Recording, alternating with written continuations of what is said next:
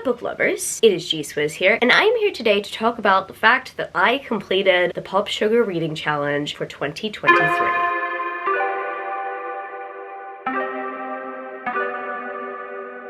So I have seen booktubers over the last like 7 or 8 years talk about the Pop Sugar Reading Challenge and about how it's a challenge they want to complete. And some booktubers in previous years have based their entire year TBR around this one challenge. The prompts change every single year, and I have looked at a few years worth of Pop Sugar Reading Challenges, and honestly, in previous years, I would tell myself that no, I don't want to do this. But in 2023, for some reason, around April time, I googled the Pop Sugar Reading Challenge prompts for the year, and I found that I had already completed majority of those reading challenges. Like, I'm pretty sure in April of 2023, I completed around 26 or 27 of those challenges already. So I thought maybe, just maybe, because I completed majority of the challenge prompts, that I could complete the full challenge for the year. And what also worked hand in hand with completing this challenge was the fact that I also had a 12 Friends Recommend Me 12 Books TBR that I also had to complete, and reading/completing some of those books worked hand in hand with completing the Pop Sugar Reading Challenge for 2023. Do I think I will be able to complete a future Pop Sugar Reading Challenge?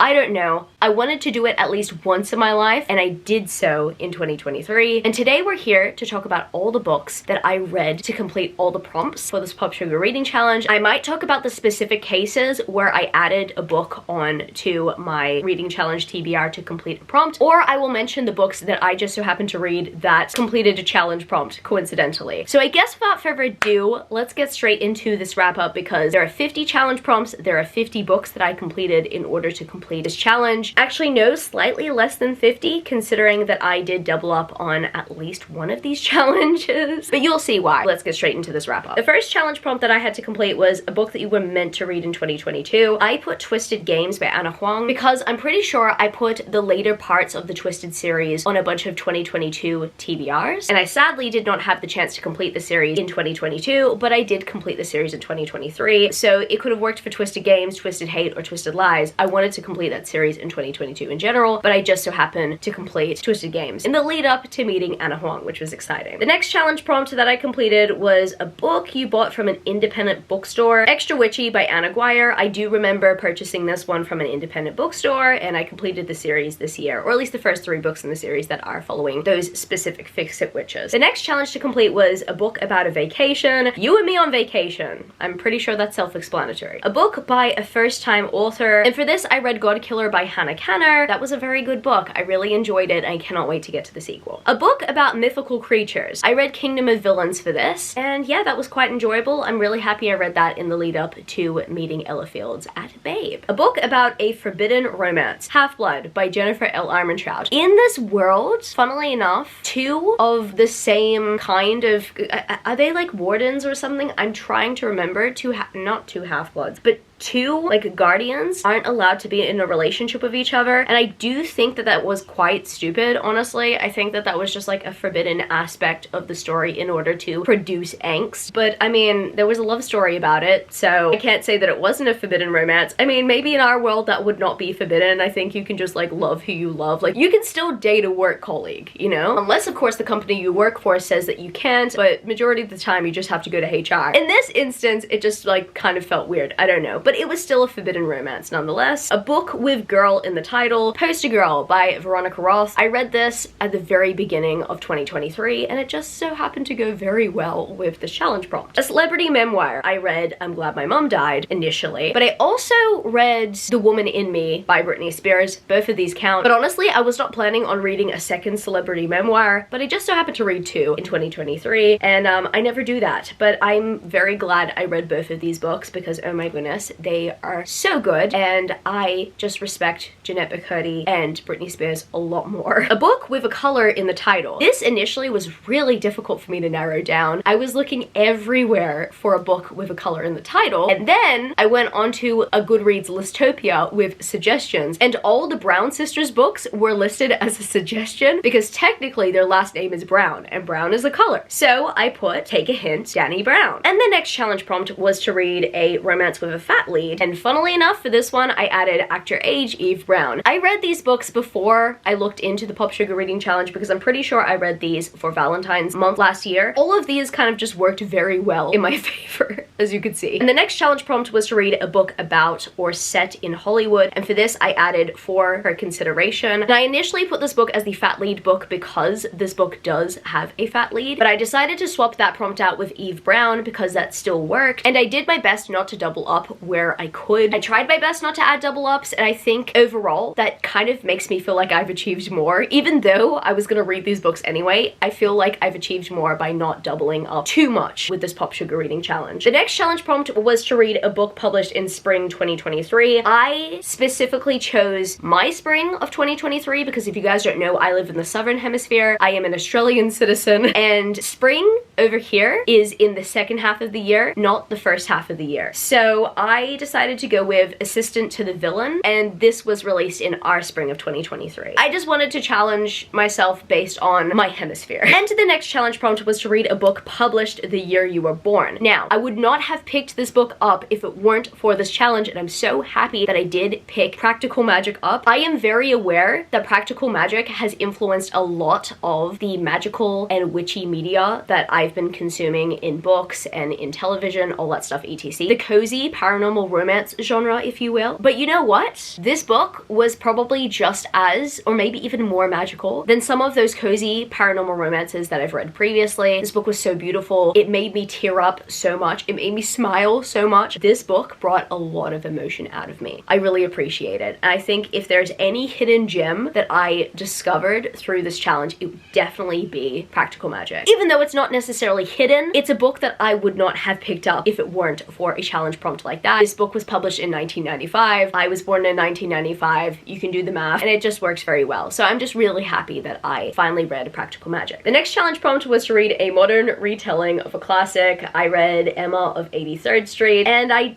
did not enjoy this one that much. And honestly, I don't know, I think that might be because I'm not a huge fan of Jane Austen's romances. I mean, I've never actually read or consumed any of Jane Austen's romances. Actually, no, I've watched Sense and Sensibility. I did enjoy it. I don't know, maybe I just need to read them or watch the adaptations. I just did not understand why Emma of 83rd Street had to be that frustrating, and I did not like the love interest that much. I mean, I understood why he would call Emma out for being immature, but he was doing it too much. He was laying it on thick, and I feel as if everyone keeps on saying that he was in the right, and I get that, but at the very same time, I don't understand how Emma would fall for someone like that. For me, it just did not make any sense. But anyway, it's just one of those books that I read for a Pop Sugar Challenge reading prompt, and I did not love it as much as a lot of people loved it. And the next challenge prompt that I completed was to read a book with a song lyric in its title. And I never knew the song Layla by Eric Clapton before this challenge prompt. I discovered it. I was like, oh, this song sounds pretty cool. And apparently it's a very well-known song. And you know what? Funnily enough, I just so happened to consume Layla by Colleen Hoover sometime before knowing that Layla was also a song lyric slash title for a song. So overall, that was a very easy challenge prompt to complete. A book where the main character's name is in the title. Get a Life, Chloe Brown. I don't know why I swapped the Brown sisters around. I mean, Eve Brown made sense, but yeah, main character's name is in the title, so it works. A book with a love triangle. I chose Crave by Tracy Wolfe because there is a love triangle in that series, but you all know where I stand, okay? I'm Team Hudson all the way. A book that's been banned or challenged in any state in 2022. And for this challenge prompt, I decided to read Genderqueer. I almost picked Assassination Classroom up, but I found out that that got challenged in 2023. So thankfully, I got the year right and I chose right. And the next challenge prompt was to read a book that fulfills your favorite prompt from a past challenge. And the challenge prompt from the Pop Sugar Reading Challenge of 2022 I selected was a book you can read in one sitting, and I ended up consuming Broken Bonds by Jay Bree in one sitting. Honestly, I love it when I can complete a book in one sitting, when I inhale read it. That is honestly one of my favorite things to do because that just shows that a book is completely addictive. Like, I just cannot take my eyes away from the page or I cannot take my ears away from the audio. I just love consuming books. Oh dear. A book becoming a TV series or movie in 2023. And for this prompt, I completed The Power by Naomi Alderman. And I really just want to unsee that book.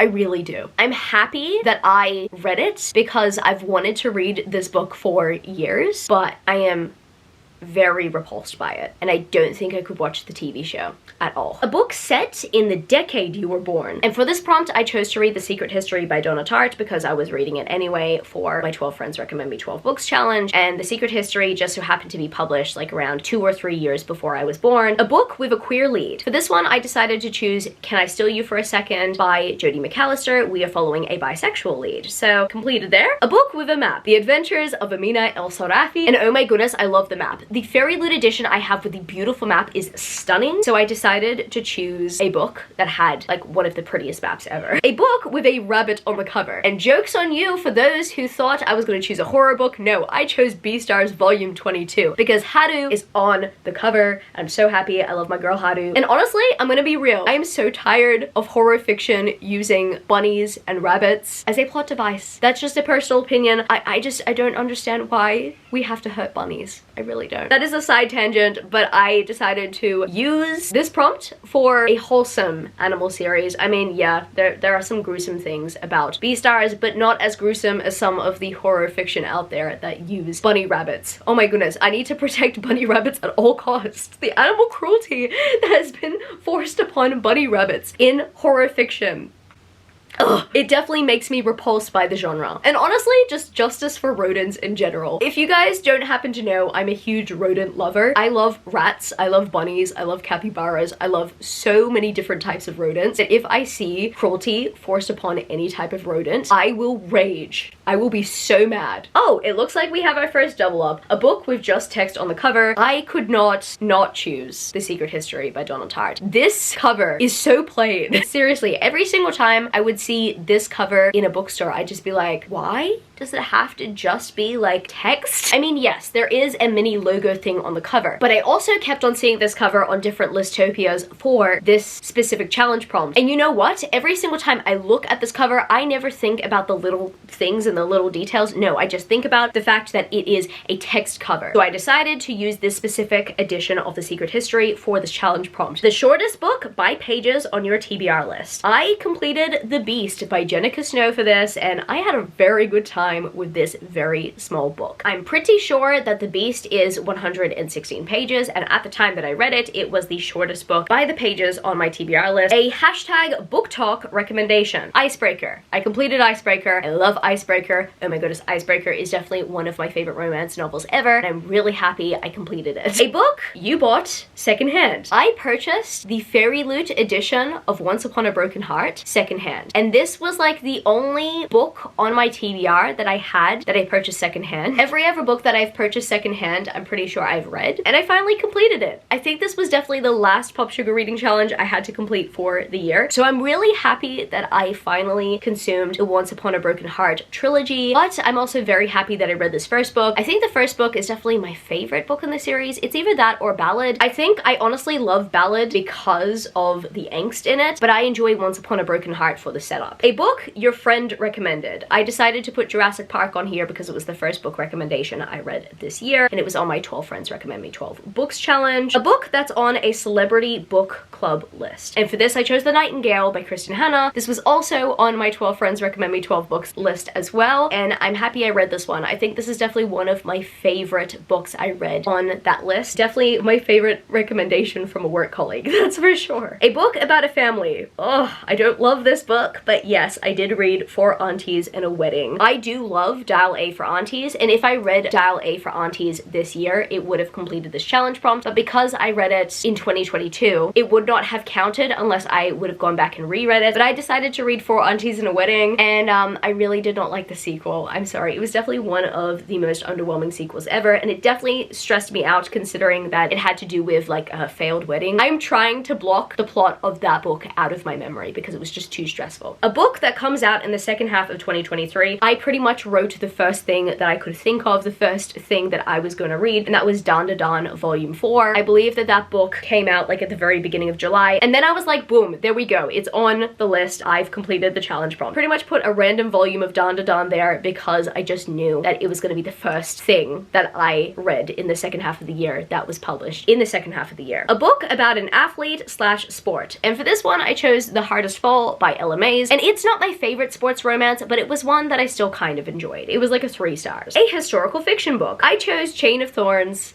by Cassandra Clare, and I mean, I didn't love it, but it did complete a challenge prompt, so I'm content there. A book you think your best friend would like. I chose The Way of the House Husband because I personally could not imagine any of my friends not loving Tatsu and the concept of Way of the House Husband. It is so funny. Almost every single person I've talked to about Way of the House Husband absolutely adores it, with the exception of one friend. I think it's because that one friend wanted Way of the House Husband to be more like Sakamoto Days, but they go to Sakamoto Days for what they were looking for in Way of the House Husband. But other than that, every single person I talk to about Way of the House Husband absolutely loves it, and I tell them to read the manga because they've seen the anime. I'm like, no, just read the manga, okay? You will love the manga, because the manga, in my personal opinion, has perfect comedic timing and has perfect comedic illustrations. I still like the anime adaptation. I don't necessarily love the animation that's used on the anime adaptation, but I do kind of like the voice acting, and I do like seeing it come to life. I love looking at clips every single time I go on YouTube of the show. It's just a very funny show, but the manga is much better, in my personal opinion. A book you should have read in high school. For this one, I chose Finnegan of the Rock, and this was a book recommended to me for the 12 Friends Recommend Me 12 Books challenge. I think I would have been better off reading this in high school, and so many of my friends read Finnegan of the Rock in high school, so I think I should have read it in high school, honestly. I think I would have enjoyed it much more if I did read it in high school. A book you read more than 10 years ago. And for this one, I chose Dr. Seuss's Green Eggs and Ham. And you know what? It's honestly so funny because as an adult, I have a completely different perspective on this book. I used to eat this book up, but now that I think about this book as an adult, I think,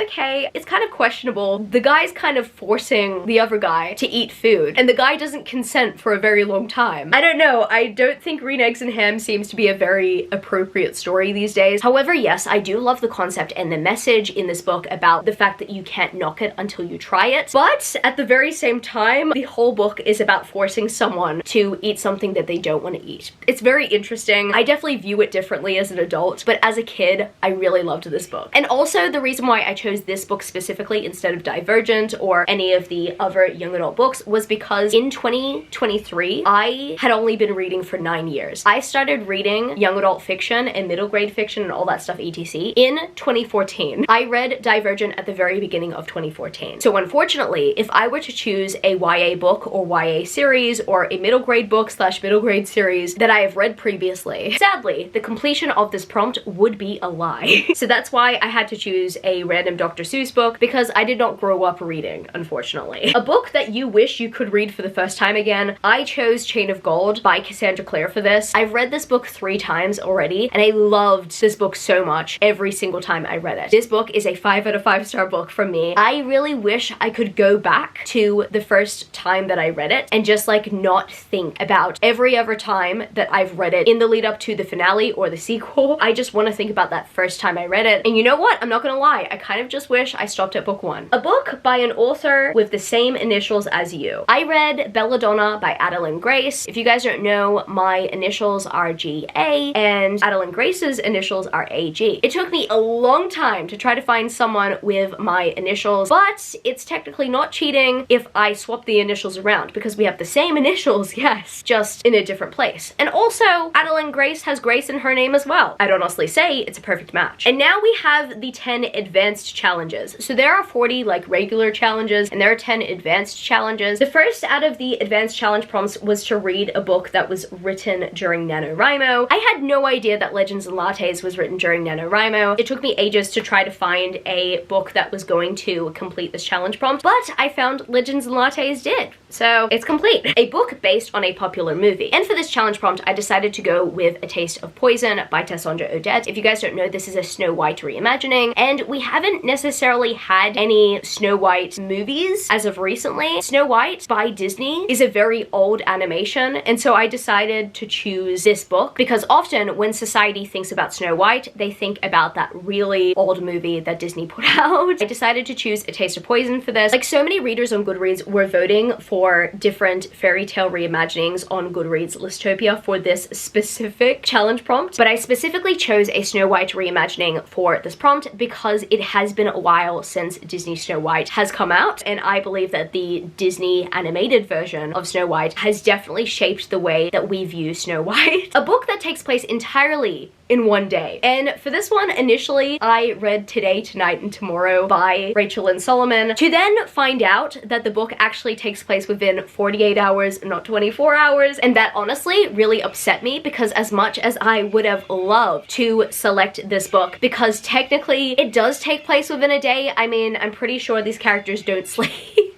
Unfortunately, it does not take place within a 24-hour day. Then I ended up reading Asadora Volume 1, and I don't know if I'm going to continue on with Asadora. It's definitely not a series that piques my interest, but I'm happy I completed Asadora Volume 1 in order to complete this challenge prompt, and I tried out a new manga in the process. And the next challenge prompt was to read a book that was self-published. I read The Unearthly by Laura Falasa. In fact, I read the entire series, and I enjoyed it. A book that started out as a fan fiction. I have heard from a few people that Jara by S.J. Jones started off as a Sailor Moon fanfic, and I've also heard that the story took influences from the Lunar Chronicles as well. And I could totally see that while I was reading the book, and I definitely did enjoy it. I did notice that Jara was a very slow book though, and I definitely reckon that 100 pages could have easily been cut from it, but I still enjoyed the story overall, and I'm planning to continue on with this series. A book with a pet character. Yes, Bond from Spy Family is definitely a pet character. He's not only just a pet, he's a character. He's a main character in the story. I read Spy Family Volume 9 in the year of 2023. A book about a holiday that's not Christmas. Yeah, I kind of read Satan's Affair by H.G. Carlton, and this is a Halloween-centric book, and